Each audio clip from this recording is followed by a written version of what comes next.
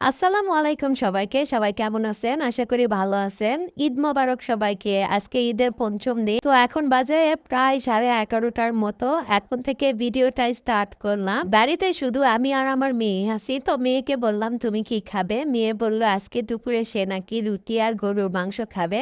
গরুর মাংস রান্না করার জন্য ফ্রিজের এখানে চলে এসেছি মাংসটা নেওয়ার জন্য। তো এখানে এসে ভাবছিলাম যে ১ পোটলা রান্না করব না ২ পোটলা। ভাবতে আমি ২ পোটলাই নিয়ে চলে গেলাম। এখন নিয়ে গিয়ে এগুলো ভিজিয়ে রাখবো। মাংসগুলো আমি ঘুরিয়ে আমার মেয়েকে দেখাচ্ছিলাম। এই ঘুরানো মাংস দেখে আমার মেয়ে তো বেশ খুশি। সে শুধু হাসছিল। এখানে আমি আগে থেকে একটা গামলা রেখে দিয়েছিলাম মাংসগুলো ভিজানোর জন্য। গামলার মধ্যে আমি ২ পোটলায় মাংস রেখে দিলাম। এরপর আমি পানি ছেড়ে দিব। এখানে অনেকগুলো পানি দিব যাতে করে তাড়াতাড়ি মাংসের বরফ গলে মাংসগুলো খুলে যায়।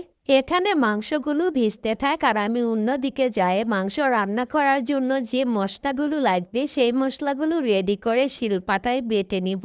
আমার মশলাগুলো বাটা কমপ্লিট। এই মশলাগুলোর মধ্যে আছে দারচিনি, আদা বাটা, রসুন বাটা, পেঁয়াজ বাটা, শুকনা মরিচ বাটা আর পেঁয়াজ কুচি।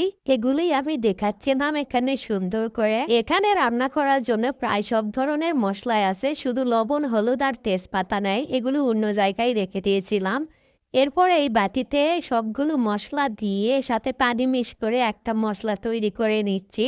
এই মশলাটা রান্না করার আগে তৈরি করে নিলে রান্না করার সময় আর কোনো ঝামেলা থাকে না।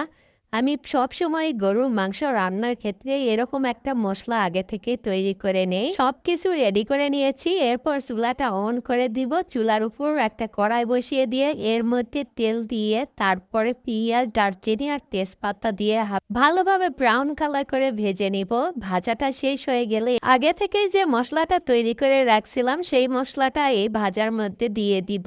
মশলাটা দেওয়া শেষ হলে ভালোভাবে নেড়ে চেড়ে সুন্দর করে কষিয়ে নিব যতক্ষণ পর্যন্ত না এই মশলার উপরে তেল ভেসে উঠবে। যত ভালো করে মশলাটা কষানো হবে রান্না করার শেষে মাংসটা তত সুন্দর লাগবে খেতে এবং টেস্টি হবে। এই ডালার মধ্যে আমি মাংসগুলো ধুয়ে পানি ঝরানোর জন্য রেখে দিয়েছি। এখানে আমার মশলাটা সুন্দর করে কষানো হয়ে গেছে। এর মধ্যে যে মাংসগুলো ধুয়ে রাখছি ওই মাংসগুলো দিয়ে দিব। সবগুলো মাংস মশলার সঙ্গে নেড়ে চেড়ে নিব। এরপর যেই গরম পানি আগে করে রাখছিলাম সেই গরম পানিটা দিয়ে দিব। মাংসের মধ্যে গরম পানি দিলে খুব তাড়াতাড়ি সিদ্ধ হয় আর টেস্টও ভালো আসে। একদিকে মাংস রান্না হচ্ছিল, অন্যদিকে আমি রুটি বানানোর জন্য আটাটাও সিদ্ধ করে নিয়েছিলাম। এখানে রুটি বানানো স্টার্ট করে দিয়েছি। আজকের রুটিগুলো মাশাআল্লাহ অনেক সুন্দর হয়েছিল, গোল গোল। এই যে দেখেন কতটা সুন্দর আর পারফেক্ট হয়েছে। মাংস কষানো শেষ হলে এখানে ঝোলের পানি দিয়ে আমি বেশ কিছুক্ষণ রান্না করে নিয়েছি। এরপর যে রুটিগুলো বানিয়ে রাখছিলাম সেগুলোই এখানে ভেজে নিচ্ছি।